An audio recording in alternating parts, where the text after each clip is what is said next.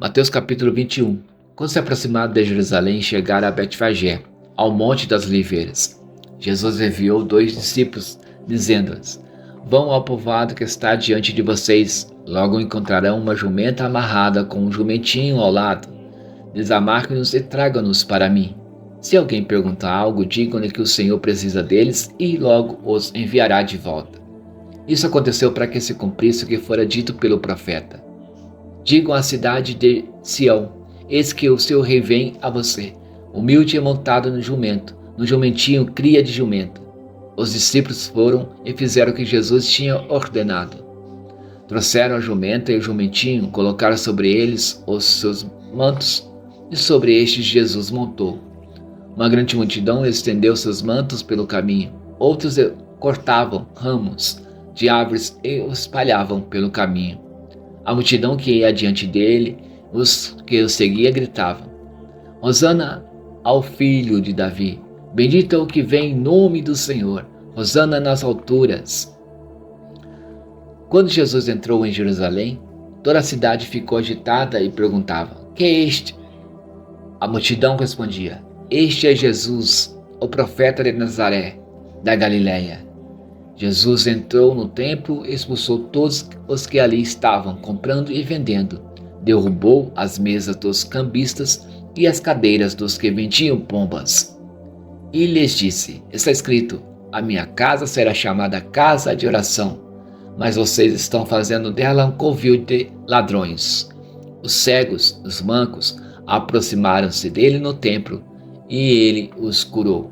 Mas quando os chefes dos sacerdotes e os mestres da lei viram as coisas maravilhosas que Jesus fazia e as crianças gritando no templo, Hosana ao filho de Davi, ficaram indignados e lhe perguntaram: Não estás ouvindo o que essas crianças estão dizendo?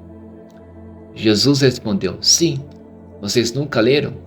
Dos lábios das crianças e dos recém-nascidos suscitaste louvor. E deixando-os, saiu da cidade para Betânia, onde passou a noite. De manhã cedo, quando voltava para a cidade, Jesus teve fome. Vendo uma figueira à beira do caminho, aproximou-se dela, mas nada encontrou, a não ser folhas. Então lhe disse: Nunca mais dê frutos. Imediatamente a árvore secou. Ao verem isso, os discípulos ficaram espantados e perguntaram: Como a figueira secou tão depressa? Jesus respondeu: Eu asseguro que, se vocês tiverem fé e não duvidarem, poderão fazer não somente o que foi feito à figueira, mas também dizer a este monte: Levante-se e atire-se no mar, e assim será feito. E tudo o que pedirem em oração, se crerem, vocês receberão. Jesus entrou no templo e, enquanto ensinava, aproximaram-se dele os chefes dos sacerdotes e os líderes religiosos do povo e perguntaram: Com que autoridade estás fazendo essas coisas? E quem te deu tal autoridade? Respondeu Jesus: Eu também farei uma pergunta. Se vocês me responderem, eu direi: Com que autoridade estou fazendo essas coisas? De onde era o batismo de João? Do céu ou dos homens? Eles discutiam entre si, dizendo: Se dissermos do céu, ele perguntará: Então por que vocês não creram nele? Mas se dissermos dos homens, temos medo do povo, pois todos consideram João um profeta. Eles responderam a Jesus: Não sabemos.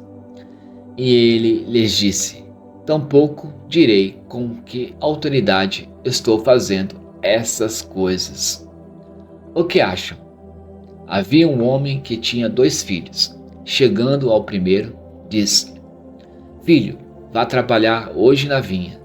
E este respondeu: Não quero. Mas depois mudou de ideia e foi. O pai chegou ao outro filho e disse a mesma coisa. E ele respondeu: Sim, Senhor, mas não foi. Qual dos 2 fez a vontade do pai? O primeiro, responderam eles.